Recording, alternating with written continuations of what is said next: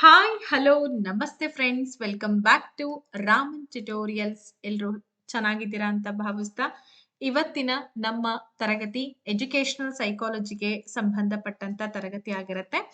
ತರಗತಿ ಅನ್ನೋದಕ್ಕಿಂತಲೂ ಕೂಡ key answers ಗಳನ್ನ ಕೊಡ್ತಾ ಇದ್ದೀನಿ. ಇವತ್ತು ನಡೆದಂತಹ ಪರೀಕ್ಷೆಗೆ ಸಂಬಂಧಪಟ್ಟಂತೆ ಶಿಶು ವಿಕಸನ ಮತ್ತು ಬೋಧನಾಶಾಸ್ತ್ರ, ಸೊ ನಾವ್ ಹೇಳ್ತಾ ಇದ್ವಿ ಶೈಕ್ಷಣಿಕ ಮನೋವಿಜ್ಞಾನ ಅಂತ.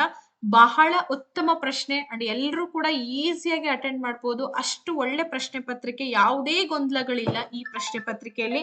ಅಷ್ಟು ಸಿಂಪಲ್ ಆಗಿ ನಿಮಗೆ ಕ್ವಶನ್ ಪೇಪರ್ ಅನ್ನ ಕೊಟ್ಟಿದ್ದಾರೆ. ಹೋಪ್ಸೋ ಎಲ್ಲರೂ ತುಂಬಾ ಚೆನ್ನಾಗಿ ಬರ್ದಿದ್ದೀರಾ ಅಂತ ಅನ್ಕೊಂಡಿದೀನಿ. ಈ ವಿಡಿಯೋ ಮುಗಿದ್ಮೇಲೆ ಪ್ರತಿಯೊಬ್ರು ಕಮೆಂಟ್ ಅನ್ನ ಮಾಡ್ಬೇಕಾಗತ್ತೆ. ಎಷ್ಟು ಜನ ಎಷ್ಟು ಅಂಕಗಳನ್ನ ಗಳಿಸಿದೀರಿ ಅನ್ನೋದು ನನಗೆ ಗೊತ್ತಾಗುತ್ತೆ. ಹಾಗೆ ನಾನ್ ಕೊಡುವಂತಹ ಉತ್ತರಗಳೆಲ್ಲವೂ ಕೂಡ ನಿಮ್ಗೆ ಏನಾಗಿರುತ್ತೆ ಅಂತಂದ್ರೆ 99.99% ಅಷ್ಟು ಅಕ್ಯುರೆಸಿಯನ್ನ ಹೊಂದಿರುತ್ತೆ. ಇನ್ನ 0.1% ನಷ್ಟು ನಾವು ಗೌರ್ಮೆಂಟ್ ಕೀ ಉತ್ತರಗಳಿಗೆ ವೇಟ್ ಮಾಡಬೇಕು. ಸಂಭವನೀಯ ಕೀ ಉತ್ತರಗಳಾಗಿರುತ್ತೆ. 61ನೇ ಪ್ರಶ್ನೆಯಿಂದ ಶುರುವಾಗಿತ್ತು. ಬೋಧನೆ ಮಾಡುವಾಗ ಪಾಠಕ್ಕೆ ಪೀಠಿಕೆ ಹಾಕೋದು ಈ ಕೆಳಗಿನ ನಿಯಮದ ಆಧಾರದ ಮೇಲೆ: ಸಿದ್ಧತಾ ನಿಯಮ, ಪರಿಣಾಮಕಾರಿ ನಿಯಮ, ಅಭ್ಯಾಸ ನಿಯಮ ಹಾಗೂ ಬಳಕೆ ನಿಯಮ ಅಂತ ಇದೆ.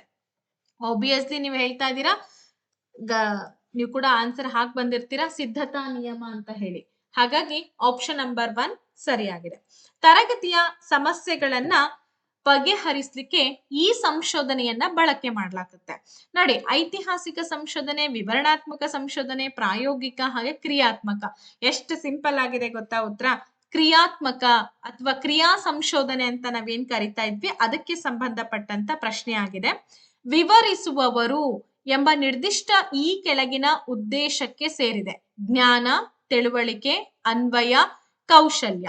ಇದಕ್ಕೆ ನಿಮಗೆ ಸರ್ವೇ ಸಾಮಾನ್ಯ, ನಾನು ಪ್ರತಿ ವಿಡಿಯೋ ಮಾಡುವಾಗ್ಲೂ ನಿಮಗೆ ಎಕ್ಸ್ಪ್ಲೈನ್ ಮಾಡಿದ್ದೆ. ಯಾರು ಕರೆಕ್ಟ್ ನೋಡಿರ್ತಾರೋ ಅವ್ರಿಗೆ ಗೊತ್ತಿರುತ್ತೆ. ಜ್ಞಾನ ಅನ್ನೋದು ಸ್ಮರಣಾ ಶಕ್ತಿಗೆ ಸಂಬಂಧಪಡುತ್ತೆ. ಕೌಶಲ್ಯ ಅನ್ನೋದು ಗುರುತಿಸೋದು, ಅದುಗಳನ್ನ ಮ್ಯಾಪ್ ಗಳನ್ನ ಮಾಡುವಂಥದ್ದು, ಈ ತರ ಕೌಶಲ್ಯಕ್ಕೆ ಸಂಬಂಧಪಡುತ್ತೆ. ನಿಮಗೆ ಕನ್ಫ್ಯೂಷನ್ ಬರೋದು ಅನ್ವಯ ಮತ್ತೆ ತಿಳುವಳಿಕೆ ಅಂತ ಅನ್ನೋ ಒಂದು ಅಂಶದಲ್ಲಿ. ಹಾಗಾದ್ರೆ ಇದು ತಿಳುವಳಿಕೆಗೆ ಸಂಬಂಧಪಟ್ಟಂತ ಪ್ರಶ್ನೆ ಆಗುತ್ತೆ. ಇನ್ನ ಸಂಶ್ಲೇಷಣೆ ಮತ್ತು ವಿಶ್ಲೇಷಣೆಯು ಈ ವಲಯದ ಉಪವರ್ಗಗಳು. ಸಂಶ್ಲೇಷಣೆ ವಿಶ್ಲೇಷಣೆ ಅಂದ ತಕ್ಷಣ ಯಾವ ವರ್ಗದ ಬಗ್ಗೆ ಮಾತಾಡ್ತಾ ಇದೀವಿ ನಾವಿಲ್ಲಿ? ಜ್ಞಾನಾತ್ಮಕ ವಲಯದ ಅಲ್ವಾ? ಹಾಗೆ 65ನೇ ಪ್ರಶ್ನೆ ಹೀಗಿದೆ: ಈ ಕೆಳಗಿನವುಗಳಲ್ಲಿ ಇದು ವ್ಯಕ್ತಿತ್ವವನ್ನ ಮಾಪನ ಮಾಡುವ ಪ್ರಕ್ಷೇಪಣಾ ತಂತ್ರ ಅಲ್ಲ. ನಾನು ಸಾಕಷ್ಟು ಸಲ ನಿಮಗೆ ಹೇಳಿದೀನಿ TAT DAT ಟೆಸ್ಟ್ ಅಂತ. ನೆನ್ಪಿದ್ರೆ ನಿಮಗೆ ತುಂಬಾ ಚೆನ್ನಾಗಿ ಗೊತ್ತಿರತ್ತೆ. TAT ಟೆಸ್ಟ್ ಅಂದ್ರೆ ಥ್ಯಾಮೆಟಿಕ್ ಅಪ್ರಿಸಿಯೇಷನ್ ಟೆಸ್ಟ್ ಅಂತ ಹೇಳಿ, ರೋಶ್ರಾಕ್ ರವರ ಮಸಿಗುರುತಿನ ಪರೀಕ್ಷೆ. ಹಾಗೆ CAT ಅಂತ ಬರುತ್ತೆ, ಚಿಲ್ಡ್ರನ್ ಅಪ್ರಿಸಿಯೇಷನ್ ಟೆಸ್ಟ್ ಅಂತ ಹೇಳಿ, ಅದು ಮಕ್ಕಳ ಸಂಜ್ಞಾನ ಪರೀಕ್ಷೆ. 1, 2, 3 ಇವೆಲ್ಲವನ್ನ ಕೂಡ ವ್ಯಕ್ತಿತ್ವವನ್ನ ಅಳತೆ ಮಾಡ್ಲಿಕ್ಕೆ ಬಳಕೆ ಮಾಡ್ತಾರೆ. ಸಂದರ್ಶನ ಏನಿದೆ ಇದು ಪ್ರಕ್ಷೇಪಣಾ ತಂತ್ರ ಅಲ್ಲ. ಓಕೆ, ಇದು ಮನೋವೈಜ್ಞಾನಿಕ ವಿಧಾನಕ್ಕೆ ಸಂಬಂಧಪಟ್ಟಂತ ಒಂದು ಇದಾಗಿರುತ್ತೆ, ಅಂಶ ಆಗಿದೆ. ಈಗ ಅವಲೋಕನ, ಅಂತರವಲೋಕನ ವಿಧಾನ ಏನಿದೆ ಅದರ ಸಾಲಿಗೆ ಸೇರ್ಕೊಳ್ಳುತ್ತೆ. IQ equals MA divided by CA into 100. ಈ ಸೂತ್ರದಲ್ಲಿ MA ಅನ್ನೋದು ಏನ್ ಪ್ರತಿನಿಧಿಸುತ್ತೆ? ಎಷ್ಟು ಸಲ ನಾನು ಹೇಳಿದೀನಿ ನನಗೆ ಗೊತ್ತಿಲ್ಲ. ಸರಿಯಾದ ಉತ್ತರ ಬಂದ್ಬಿಟ್ಟು ಆಪ್ಷನ್ ನಂಬರ್ 1, ಮಾನಸಿಕ ವಯಸ್ಸು. MA ಮಾನಸಿಕ ವಯಸ್ಸು, CA ದೈಹಿಕ ವಯಸ್ಸು, IQ ಬುದ್ಧಿಶಕ್ತಿ ಸೂಚ್ಯಂಕವನ್ನ ಗುರುತಿಸುತ್ತೆ. ಈ ಕೆಳಗಿನವುಗಳಲ್ಲಿ ಕಲಿಕೆಯನ್ನ ಹಿಂದುಳಿದ ವಿದ್ಯಾರ್ಥಿಗಳಿಗಿರುವ ಶೈಕ್ಷಣಿಕ ಕಾರ್ಯಕ್ರಮ ಯಾವ್ದನ್ನ ಹಿಂದುಳಿದಿರುವಂತಹ ವಿದ್ಯಾರ್ಥಿಗಳಿಗೋಸ್ಕರ ತೆಗೆದುಕೊಳ್ತೀವಿ? ಪರಿಹಾರ ಬೋಧನೆ. ಈ ಮತಿಮಂಥನ ಅಂತಂದ್ರೆ ಬ್ರೈನ್ ಸ್ಟಾರ್ಮಿಂಗ್, ವೇಗವರ್ಧನ, ಇದೆಲ್ಲ ಕೂಡ ಪ್ರತಿಭಾವಂತ ಮಕ್ಕಳಿಗೆ ತೆಗೆದುಕೊಳ್ತಾ ಹೋಗ್ತೀವಿ. ಪ್ರೇರಣೆಗೆ ಅಗತ್ಯಗಳ ಶ್ರೇಣಿಯನ್ನ ಚರ್ಚಿಸಿರುವುದು ಈ ಸಿದ್ಧಾಂತದಲ್ಲಿ. ಅಗತ್ಯಗಳ ಸಿದ್ಧಾಂತ ಅಂದ ತಕ್ಷಣ ನಮ್ ತಲೆಗೆ ಬರೋದೆ ಮಾಸ್ಲೋ ಅವರ ಸಿದ್ಧಾಂತ. ಅಬ್ರಹಾಂ ಮಾಸ್ಲೋ ಅವರ 5 ಶ್ರೇಣಿಗಳ ಬಗ್ಗೆ ಹೇಳ್ತೀವಲ್ವಾ, ಅದೇ. ಈ ಕೆಳಗಿನವುಗಳಲ್ಲಿ ಒಂದು ಅವಧಾನದ ನಿರ್ಧಾರಕ ಅಲ್ಲ. ಬದಲಾವಣೆ, ಗಾತ್ರ, ತೀವ್ರತೆ ಈ ಮೂರೂ ಕೂಡ ಅವಧಾನದ ನಿರ್ಧಾರಕಗಳಾಗತ್ತೆ. ಏಕತಾನತೆ ಏನಿದೆ ಇದು ಅವಧಾನದ ನಿರ್ಧಾರತೆ ಆಗೋದೇ ಇಲ್ಲ. ಸೊ ಹಾಗಾಗಿ 4 ಸರಿಯಾಗಿದೆ. ಸಮೀಪ ಅಭಿವೃದ್ಧಿ ವಲಯ ಎಷ್ಟು ಸಲ ಕಲ್ತೀವ್ರಿ ZPD ಬಗ್ಗೆ. ಸೊ ಹಾಗಾಗಿ ಇದನ್ನ ರೂಪಿಸಿದಂತಹ ಮನೋವಿಜ್ಞಾನಿ ಲೈವ್ ವೈಗೊಟಸ್ಕಿ. ಹಾಗೆ ಸಮಗ್ರತೆಯಿಂದ ಭಾಗಗಳ ಕಡೆಗೆ ಎಂಬ ಬೋಧನೆಯ ಸೂತ್ರ ಇದರ ಅನ್ವಯಿಕತೆ ಆಗಿದೆ. ಯಾವುದರ ಅನ್ವಯಿಕತೆ?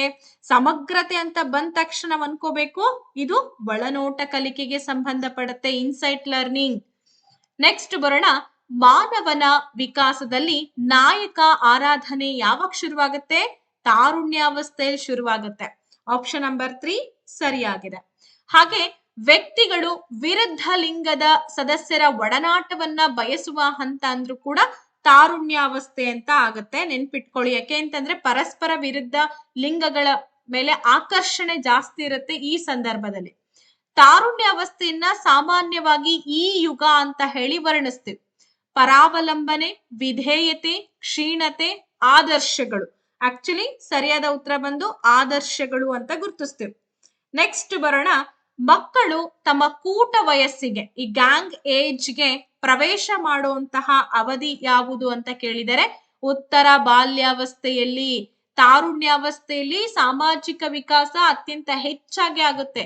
ಅದು ಚಂಡಮಾರುತಗಳ ಕಾಲ, ಓಕೆ, ಒತ್ತಡದ ಕಾಲ ಅಂತ ಹೇಳ ಕರೆದಿದ್ವಿ ನಾವು. ಬೆಳವಣಿಗೆಯು ಗರ್ಭದಿಂದ ಗೋರಿಯವರೆಗೂ ಸಾಗುತ್ತದೆ, ಏಕೆಂದರೆ ಇದು ಅನುಸರಿಸುವುದು ಏನನ್ನ? ನಿರಂತರತೆಯ ತತ್ವವನ್ನ, ಕಂಟಿನ್ಯೂಟಿ, ಪ್ರಿನ್ಸಿಪಲ್ ಆಫ್ ಕಂಟಿನ್ಯೂಟಿ ಅಂತ ಹೇಳಿ ಕರಿತಾ ಇದೀವಿ. ನೆಕ್ಸ್ಟ್ 77ನೇ ಪ್ರಶ್ನೆಗೆ ಬರೋಣ, ಸಂವೇದನೆ ಮತ್ತು ಗ್ರಹಿಕೆ ಮಗುವಿನ ಈ ಕೆಳಗಿನ ಬೆಳವಣಿಗೆಯ ಅಂಶ. ಯಾವ ಬೆಳವಣಿಗೆಯ ಅಂಶ ಅಂತಂದ್ರೆ ಜ್ಞಾನಾತ್ಮಕ ಅಲ್ವಾ? ಇಂಗ್ಲಿಷ್ ನಲ್ಲಿ ಇದನ್ನ ಕಾಗ್ನೇಟಿವ್ ಡೆವಲಪ್ಮೆಂಟ್ ಅಂತ ಹೇಳಿ ಕರಿತೀವಿ. ಸೊ 78ನೇ ಪ್ರಶ್ನೆ ಏನಿದೆ ಅಂದ್ರೆ, ಬಾಲ್ಯಾವಸ್ಥೆಯಲ್ಲಿ ಸಾಮಾಜಿಕ ವಿಕಾಸವು ಪ್ರಧಾನವಾಗಿ ಪ್ರಾರಂಭವಾಗುವುದು. ನೋಡಿ, ಬಾಲ್ಯಾವಸ್ಥೆ ಅಂತ ಇದೆ. ಸೊ ಬಾಲ್ಯಾವಸ್ಥೆ ಅಂದ್ರೆ ಇಲ್ಲಿ ಪೂರ್ವ ಬಾಲ್ಯಾವಸ್ಥೆ ಮತ್ತೆ ಉತ್ತರ ಬಾಲ್ಯಾವಸ್ಥೆ ಎರಡೂ ಕೂಡ ಇಲ್ಲಿ ಬರುತ್ತೆ. ಇಲ್ಲಿ ಸಾಮಾನ್ಯವಾಗಿ ಸ್ಟಾರ್ಟಿಂಗ್ ಅಲ್ಲಿ ಈಗ 0 ಇಂದ 2 ಇಯರ್ಸ್ ತನಕ, 3 ಇಯರ್ಸ್ ತನಕ ಮನೆಯಲ್ಲಿ ಹೆಚ್ಚು ವಿಕಾಸ ಆಗತ್ತೆ.